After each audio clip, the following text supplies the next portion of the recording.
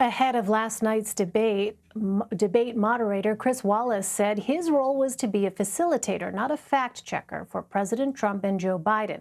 And as it turned out, several things both candidates said were partially true or flat out false. CBS News White House correspondent Paula Reed reports. President Trump made several claims without evidence to support them about election integrity in Tuesday's debate, including this one. Take a look at West Virginia, mailmen selling the ballots.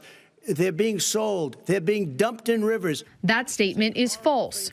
Earlier this year, a West Virginia mailman pleaded guilty to attempted election fraud after changing the party affiliation on 5 ballot request forms from Democrat to Republican. But there is no evidence that this is widespread. And when asked about the devastating wildfires in California, every year I get the call, California's burning, California's burning.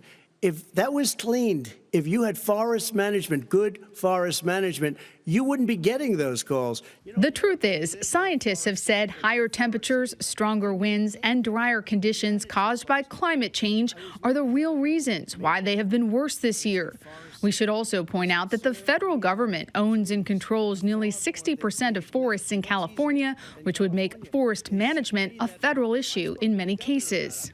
Meanwhile, former Vice President Biden made this claim about manufacturing. Because what he did, even before COVID, manufacturing went in the hole.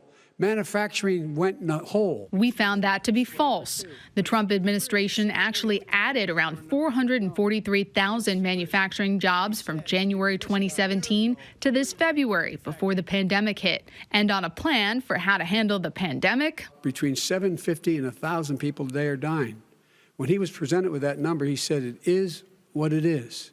The president has no plan.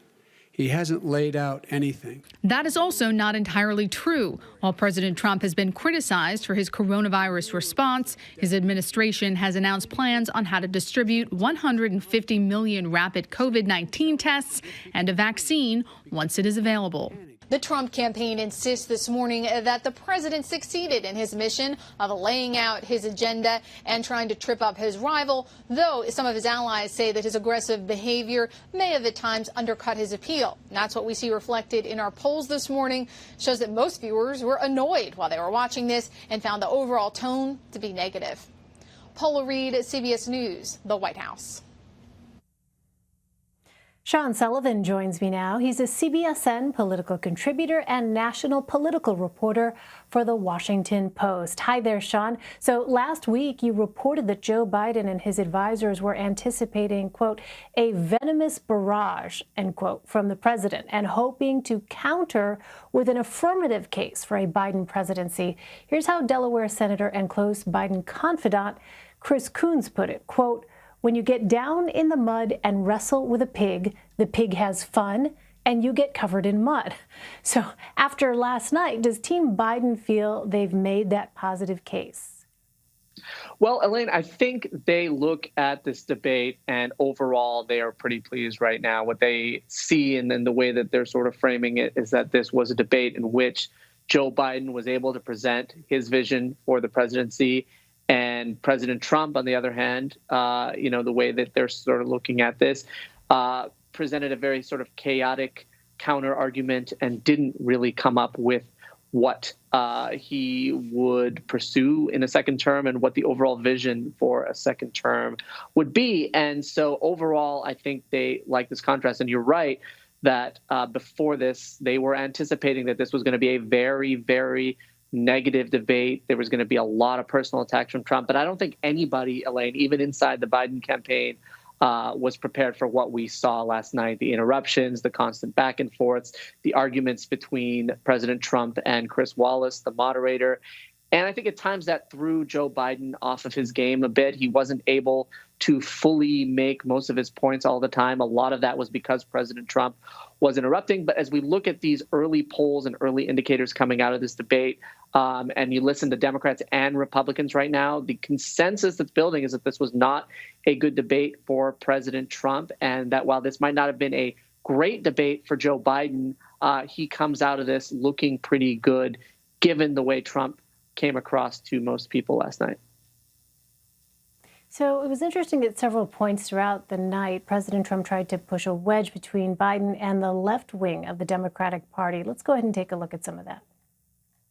You agreed with Bernie Sanders to the manifesto. whole idea. Let him. There is no manifesto, number Please one. let him speak, Mr. Number President. two. You just lost the left. Number two. You just lost the left. You can't even say the word law enforcement, because if you say those words, you're going to lose all of your radical left supporters. Do you support the Green New Deal? Pardon me? Do you support? No, I don't support the Green New Deal. You don't? Oh, well, that's a big statement. I support that means you the just lost the radical left. I support the Biden plan that I put forward. So, Sean, you've reported a lot on this fight within the Democratic Party. Is there any evidence Republicans are actually succeeding in convincing Bernie Sanders supporters not to vote for Joe Biden?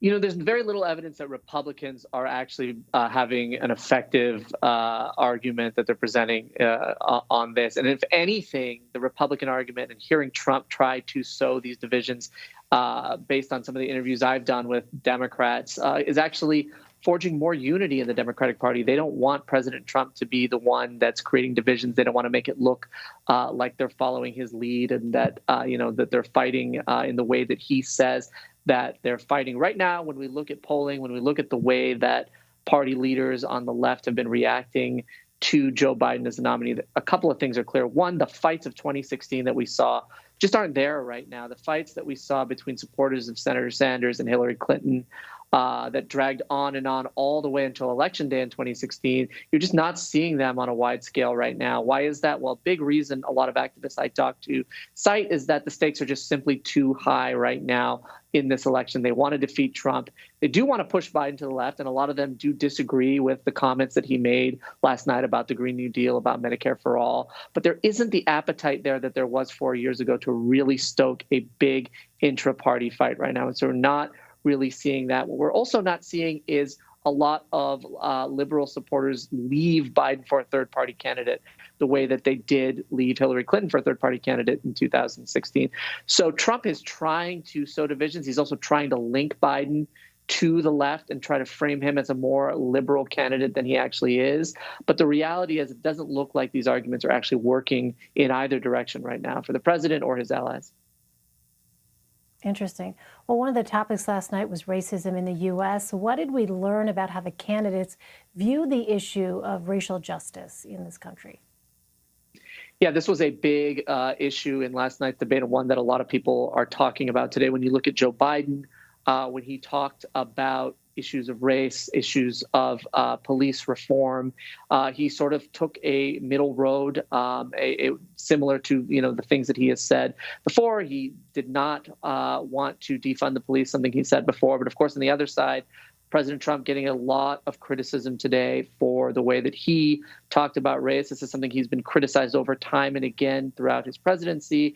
His comment about Proud Boys has really, really bothered a lot of people across the country today. And so this is one of those debates, one of those moments in this campaign, I think, that reminds voters about the divisions over issues of race that we're seeing unfold right now. And again, President Trump coming out of this getting a lot of criticism.